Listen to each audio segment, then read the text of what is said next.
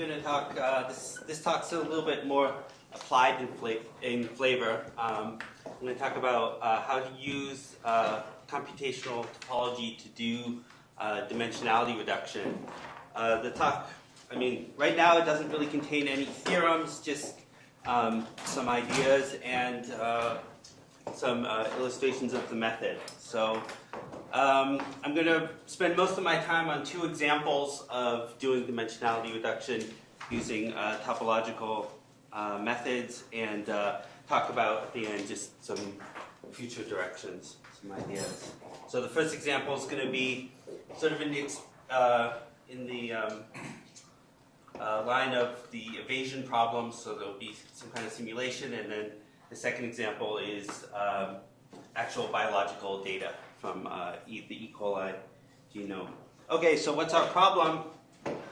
Data sets are large. They have large numbers of points, and those points live in high-dimensional spaces, and we want to help solve one of these problems, which is to reduce the dimension of the ambient space that we're looking at. So some vocabulary that I'll use. So objects are the things that we are studying, the points in the space. We study them by having some collection of features that we know about them. If the features are real valued, we just identify them with coordinate axes, and then we get some space Rn where the objects lives.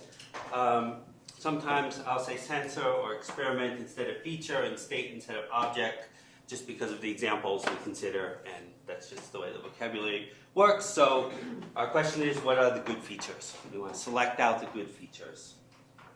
So there are lots of methods for doing this already.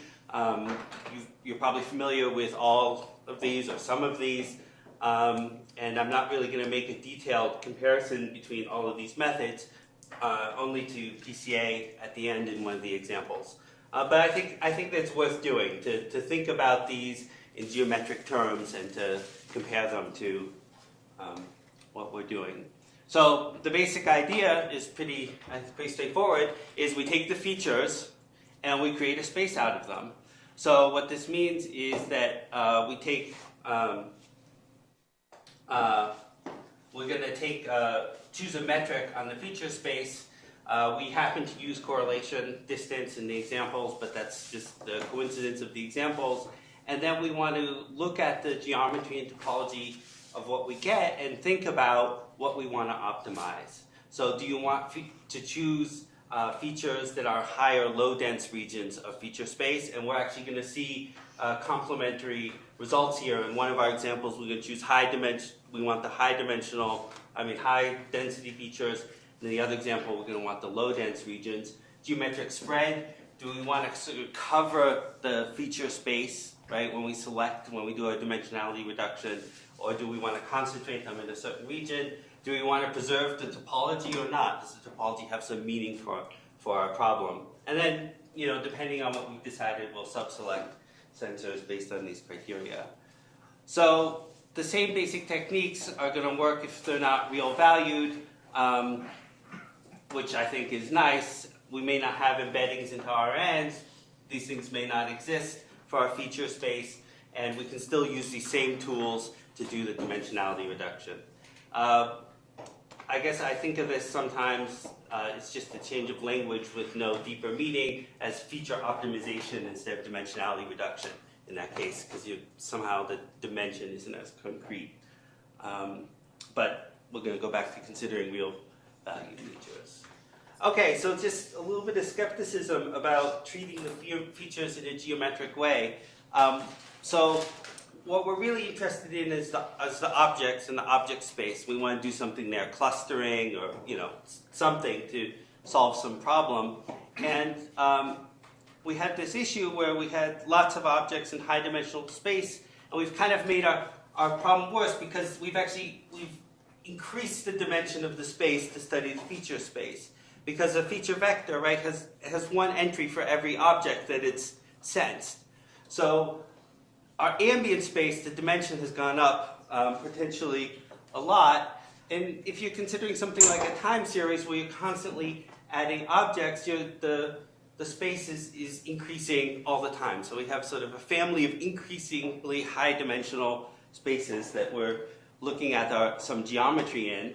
And also, sort of as a general rule, or a caution that happens frequently, is that we don't have very many points that we're exploring this high-dimensional space with, since the number of points is just the number of features, which in general is far less than the number of objects that you're considering. So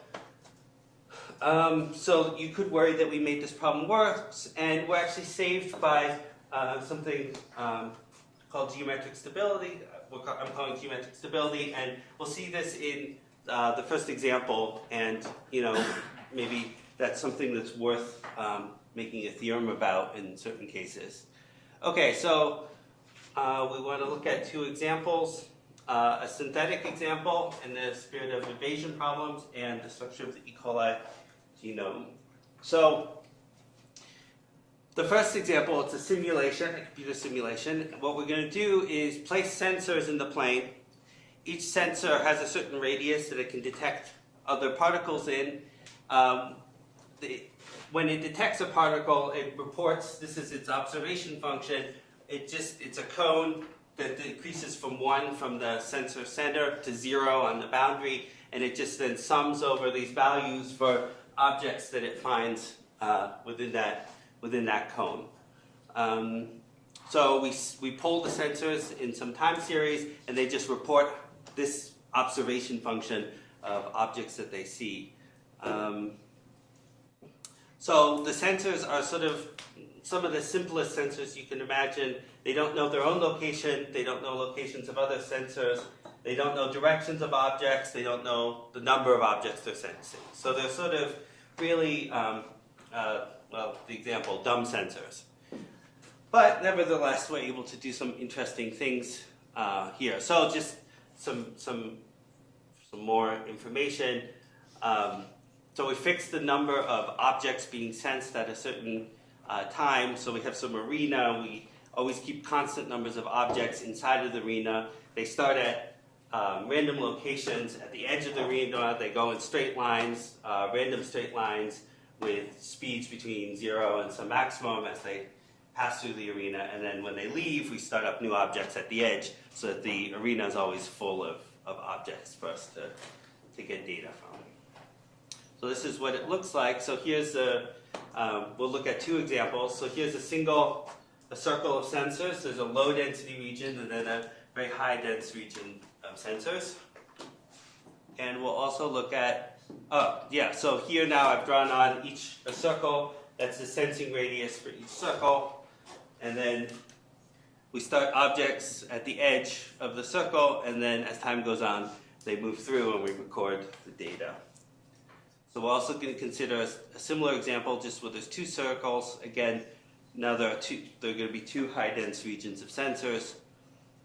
We have the sensing radius. We have objects at the edge. We shoot them through, and we record the results.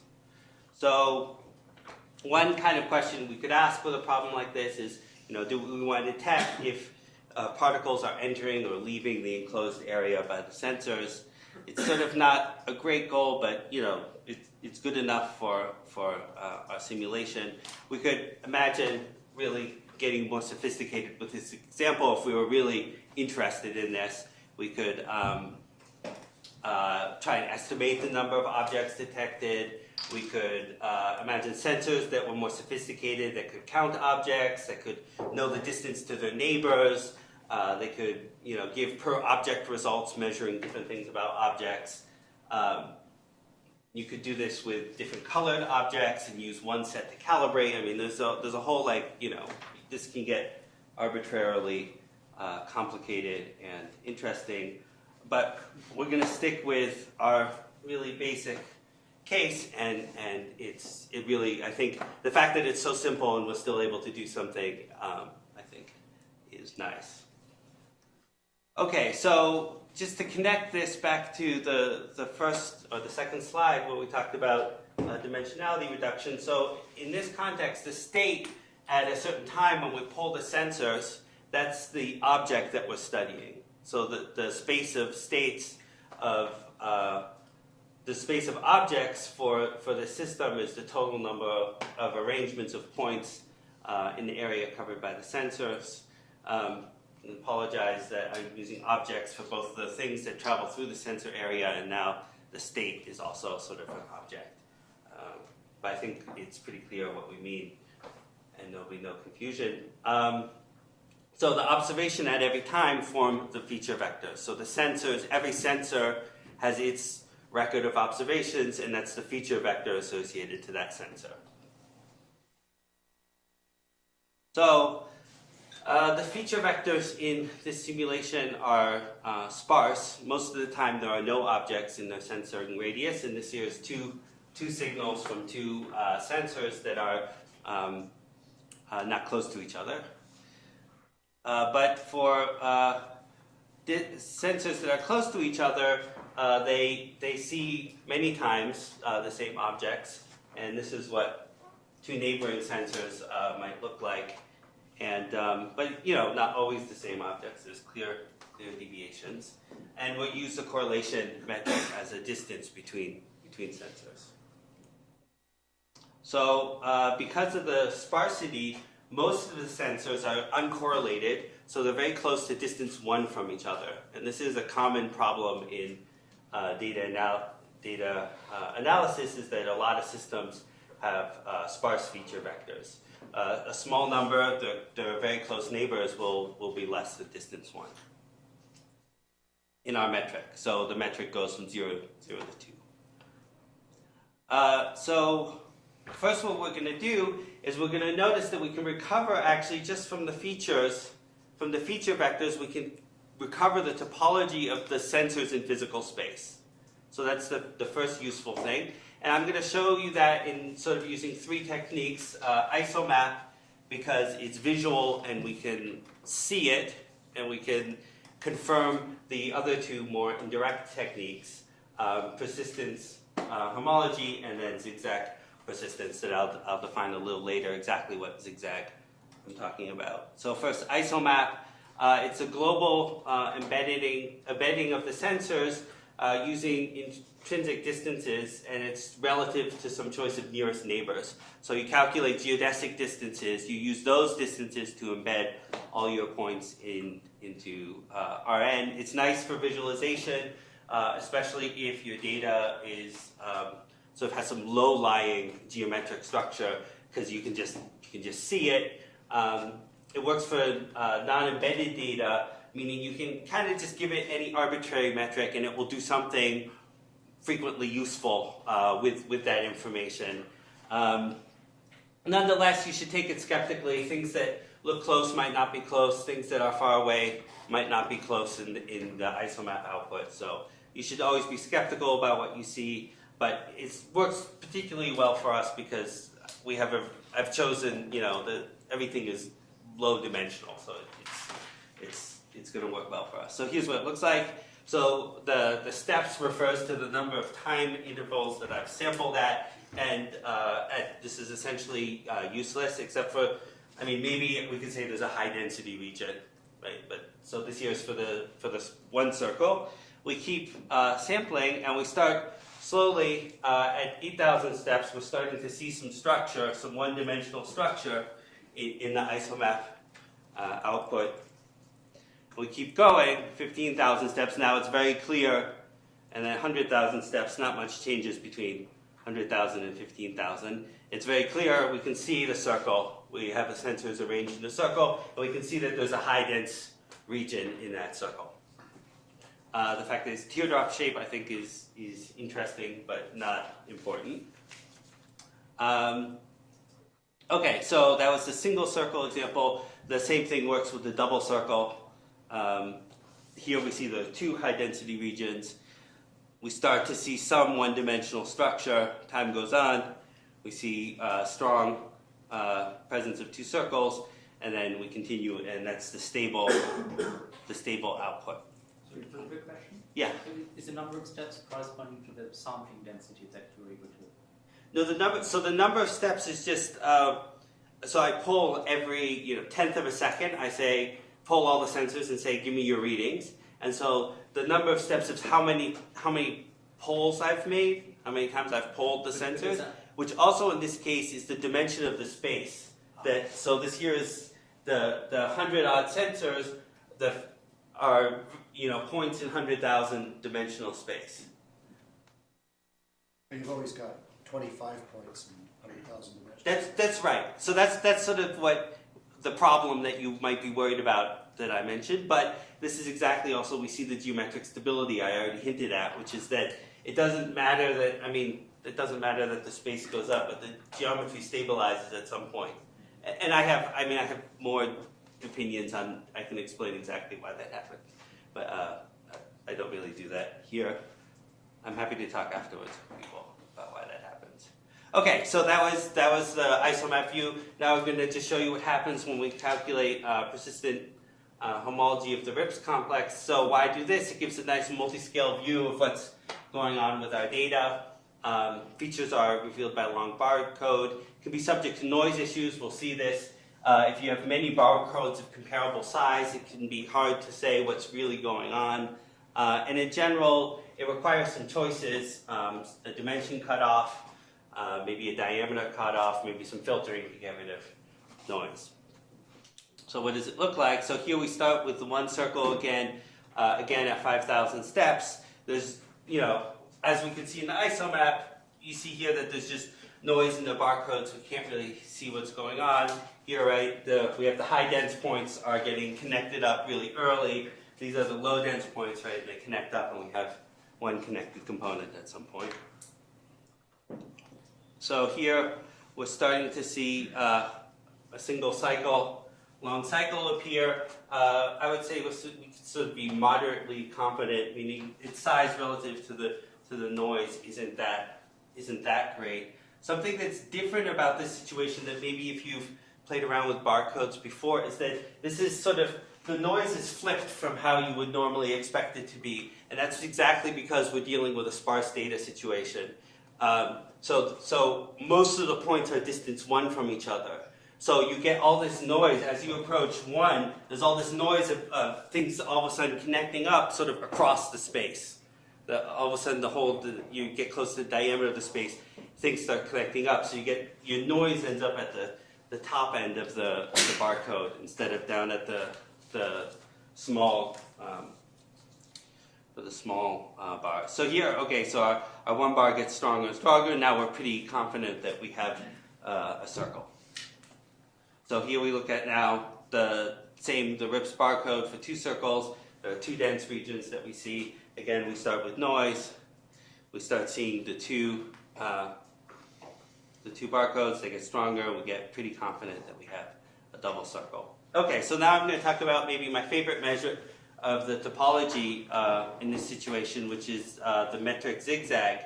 So in general, given a sequence of inclusions between complexes, we can form a zigzag diagram. So these arrows here can go in either direction, whatever direction they point in is inclusion, and the intuition here is we just kind of scan through this, and at every step we either have to add or remove simplices, and we just track the birth and death of homological cycles as we just scan through, and we see what survives. So what do I mean by metric zigzag?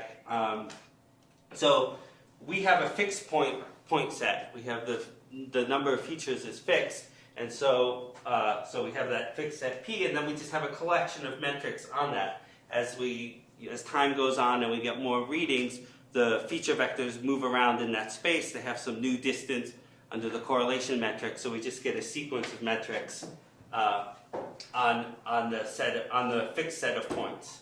And I'll just write dj for both the finite metric space and also just for the pairwise distance matrix. So from dj we can form a complex by choosing a specific epsilon parameter. It's not actually very important how we choose that, and I'll get into that. There's a stability result here. And then, so we want to compare these 2 metric spaces. And to do that, we're going to make an intermediate complex called max, which is the maximal shared subcomplex. And we do that here just by taking pairwise, for every 2 points, we take the maximal distance in the 2 spaces, and then for the parameter we use to form the RIPS complex, we just take the minimum. I know it's confusing, it's called epsilon max, but we take the minimum of the two epsilons from either side, and then we just stick that in a zigzag. Okay, so this is what it looks like on the data. Here we have, we see the single connected component and some noise. So this here is for the, this is for the double circle. I'm not looking at the single circle anymore, just because for brevity's sake. So here we have, we're starting to see one strong, one cycle, and here there's the beginning of a very short one. Here we start seeing two cycles, and then that just continues, and we see that we have two circles. So something that's maybe pretty striking is the absence of noise in the zigzag. It's very clean, and that's there's a couple of things going on here. One is that I've done a sort of a stability filtering, meaning that I only keep bars that live up until the time that I'm checking, because I'm looking for stable topological features. So if you don't survive, I can just throw you out. So there's this kind of temporal filtering, and I keep everything that survives. And what this means is that the fact that these diagrams are so clean is that between the different metrics, right, if you just go 3 metrics down, if you were noise on the persistence barcode, you don't survive through the transitions. So you get these very clean views of the topology with the metric zigzag. And I think with zigzags in general, to some degree. So what do I mean by, so we had to choose this parameter to make the zigzag, which is the parameter for the Rips complex, and you could be worried about the fact that we had to choose something. And that's actually not so much of a problem, because there's a open interval of good choices, and within that interval, you'll always get really clean signals if you wait long enough. And let me just say what I mean. Roughly speaking, the open interval corresponds, this isn't exactly true, but it's a good approximation, corresponds to the fact that if I choose my epsilon to be anywhere on this interval, I'm going to see the two topological features, and I see them to, persist between the different stages of the zigzag. If I choose it down here, so this would be a bad good point, right? I would see other features, but when I go to the next time series, I also will see a bunch of bad features, but they'll be different topological features, and so they won't persist in the zigzag. So the zigzag kind of takes care of that filtering for you and only records the stable features. And also it has this property where it seems you're making this choice. In fact, there's a wide range of good choices. So how do you pick epsilon I for each value I? Yeah, so in the examples I showed here, I played around. I did something like minimum, so the minimum epsilon to make it a connected space plus like 15%, something like that, 20%. I don't remember exactly. I can look it up, but the point is there's an open interval that are valid choices, and I think that's if you have a topological signature in the Rips and you have noise, coming up with a zigzag is gonna filter that, to find those sort of persistent but now used in a different sense cycles.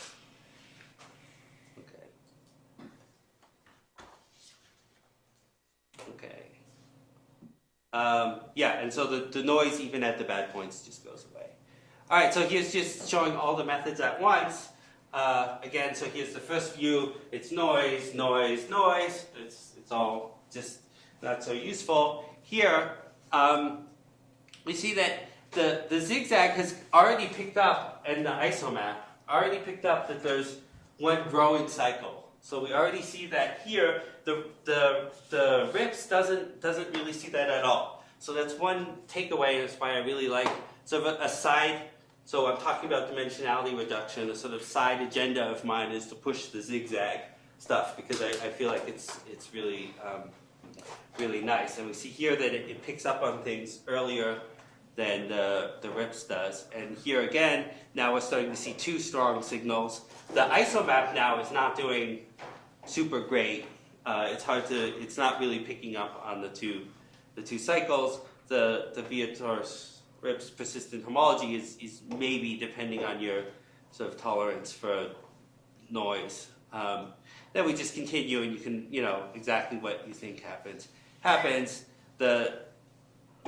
Both the persistent homology and the zigzag are giving, I would say, maybe clearer views than the isomap, where it's not, the one circle is the three circles. It's sort of not clear. But so the indirect methods, and then here we just okay. So what we want to do now is we want to use this topological information to do dimensionality reduction, which in this case means we want to remove some of the sensors while maintaining their topological coverage, because our goal is to detect when things enter or leave the circle. So it's pretty straightforward. We're going to calculate density in the sensor space. We remove the high density regions, and then we use a topological test to make sure we haven't pruned too much, that we haven't removed too many sensors, so we've left a gap. And we do that, and so here we just do that now. I did that sort of off screen, and you can see that we still get sort of this similar results, except now there's the high density regions from both of these are gone.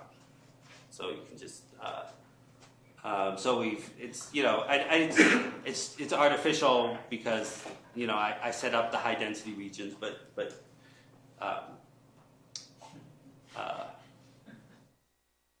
it works. Okay, so microarray data. So now this here is actual data from the real world, and I'm not really a biologist, and I can't really emphasize that enough. The basic idea is that we attach DNA strands to small spots on a chip. We expose them to stimuli, and then we look at how they fluoresce, and that's a measure of how much they've expressed as a result of that stimuli. We record these levels, and that tells us about how the gene is activated within the genome. So that's the basic idea. So we're going to look at E. coli. The E. coli genome is completely known. So there's 4,230 genes. The genes, so we used to write human DNA as like a long strand. Here they actually form a circle. So there's like a topological structure to the genome. And there's this fact that genes near each other show similar expression levels, and they're formed into groups called operons. So we have 606 different experiments, so exposing the E. coli to different stimuli that have been grouped together and normalized so that they can be compared between experiments. So we have the genes are our objects. We have 4,230 points in R606, the number of experiments that we use to look at the E. coli that were used, not by me. So what are the things we should keep in mind? Well, one, the data is noisy. It's done by actual people in laboratories, and maybe some undergraduate even, and you have to be careful about what you're reading from it. And the other thing is that we've taken all this information from different experiments in different labs at different times and just stuck it together with some idea of how we should normalize it based on some reference genes and some other things. And, people argue, and you can find actually some pretty vitriolic arguments online about the correct way to normalize. And so we should just be wary of artifacts. Right, so in this example, so the genes are objects, the experiments are the sensors, 606, and the expression levels reported by each experiment form the feature vectors. So our goal would be to use the microarray data to discover the physical layout, the ordering of the genome. So this is an indirect way of just actually reconstructing some actual sequence in the gene. And then as a secondary goal, we'd like to then group those into what are called the operons, which are these genes that are activated simultaneously and have they form systems that react to certain situations the cell encounters. Okay, so to reduce the number of experiments, we have to come up with some way of understanding the experiments geometrically or topologically. So in this case, we assume that experiments in high-dense regions of the experimental space are ones that, on a coarse level, agree with each other and should be considered more reliable because the sort of reporting that these group of genes have similar expression levels across different experiments done by different experimenters at different times. So we're going to want to keep high-dense regions and experiments at the same time. Experiments that are far away from each other in feature space are really measuring different things about the genome. So while we want to consider high-dense regions, we also want to kind of keep the spread of the features as we get rid of features. So what we're going to do is select features from the high-dense regions and try and geometrically cover the space. So we do this so we're calculating correlation distance between experiments. We filter out low-density regions. Then we use max-min procedure to select from the remaining that gives us good geometric coverage. And then what we do is we use isomap to reduce, after we've selected the experiments, to reduce everything to 2 dimensions because we want to compare it to the known ordering of the genome. So we need to get some kind of circular ordering to all the results. Okay, so we take the half most dense experiments. We choose the points sort of furthest out, most difference from the ones that remain, and then we use max-min to select 4 experiments. So we go from 606 to 4 dimensions. So here are the results. So this here is a view of all of the genes. This is an isomap view of the correlation distances for all of the genes colored around the genome, and you can see that we have, without any filtering, we started with data that already was recovering sort of, not the order, but was much better than random. You can see here, right, we have sort of the yellow, greens are on the bottoms, and purple, blues are on the top. So it's already doing something. So this here is a view of the experimental feature space, and these are the 5 experiments we're choosing from the geometric coverage of the high density region procedure. So this here now is a view of using just these 5 features, and we've improved the ordering, and there's a better separation between the purple, blue, and the green, yellow, and so. And I'll say a second. I mean, we can quantify how much better it is. It's not just it looks better. And then here is doing the same thing but using PCA instead of using our topological measures, and it's not as good as using these topological ideas to do the dimensionality reduction. And I would say PCA is something that people actually use to do this. So to actually compare the output, the orderings, I just chose a bunch of different ways of comparing orderings, and the topological procedure does better than PCA and better than no filtering under any of the metrics you choose to compare. So it's a robust, better result.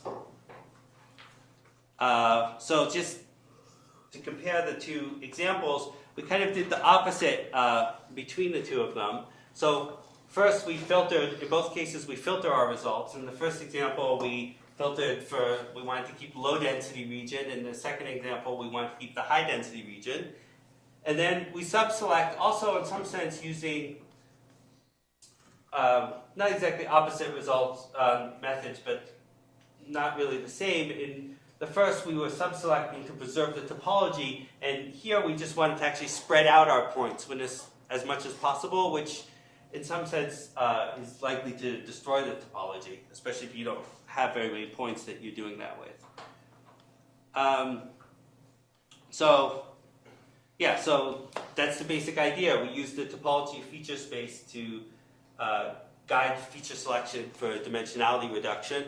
It's not a black box. You need to know something about the system that you're studying, for instance, to choose metrics and ways to filter. So you have to think about what it means to be a good feature and what that means geometrically. Nonetheless, it can be quite effective. And then just my little side plug here for the zigzag being an extremely effective tool for measuring the topology. So where to go next with this? One is that really we're just doing orthogonal projection because we're just selecting individual features, and PCA already sort of one of the I would say more elementary dimensionality techniques already does something more sophisticated by looking at linear combinations of feature vectors. So it would be nice to get more sophisticated in how we understand the geometry of the features and how we can combine features and look at that from a geometric perspective. It'd be nice to think about what you want the theorems to be here. Since this kind of big domain area input, you're going to be applying this in a lot of different situations. So exactly what your theorem should be, I think, deserves some thought. Certainly this idea of maybe geometric stability can be made concrete in some common situations that you might come up against. And I think, more applications of the method would be great. All right? So I took images from various people, those are where they're from, and all of the topology calculations are done using Dimitri's software. Okay, thanks.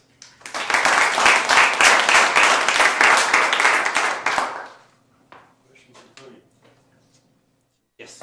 When you reproduce the circle in the gene of E. coli via isometh, would you see the circle also in persistent homology? I didn't try that. Okay, the reason why I'm asking is if you can identify the circle, well, not in persistent homology, but persistent cohomology, Yeah. and you get a circular ordering. Yeah, that would be nice. That would be nice. Yeah. The sequencing. Yeah, I agree. And That's a it's good. a different thing for isometh, which might even give better results. Yeah. I like that. Yes, Monica. Yeah. You mentioned that with PCA there's some more sophisticated way of choosing features. There is, however, a problem which you're not running into, which is that when you do these perpendicular orthogonal projections, you're retaining the meaning of the features. The meaning of the features when you're looking at data is very important. Like That's true. with the E. coli, you're figuring out which genes are participating. Or Which experiments. Which experiments. That's true. Sorry. That's true. It's When you're doing important a information for PCA, the biologist. So when you're doing something more sophisticated, you may or may not retain that information. Right. So there are ways to do this where you do retain some biological info or some information from where the data originated. But when you lose that, it's not clear Sure. what happens. Yeah. I mean, you may lose something very, very important. So. Just see if I've understood something. So you have this really nice idea of transposing the matrix of Exactly. data. Yeah. And it seems to me that actually helps do the zigzag because now your set of vertices stays the same throughout the sampling. Whereas if you try to do it the other way around, That's right. For the metric zigzag, having the vertex set was the same was sort of key. Yeah. Okay. Yeah, but you can sort of do something similar for any map between spaces by just looking at the graph of the map and taking some. There's other things you can do. I'm saying. But it seems like there's more choices and more noise. It's my guess. But maybe have you done those things? No. In that sense? Okay. This one's remarkably clean. Yeah, no, it's really it's like I love it. I would be interested if you sometime in seeing the actual persistence diagram where you also see the discarded points. Oh sure, yeah. If you have one of those to show me, I think that I'm pretty sure I do. is exactly. Yeah. Because it was only very recently that I started filtering. Okay. But so I think those are still hanging around my computer. Right, let's thank them again.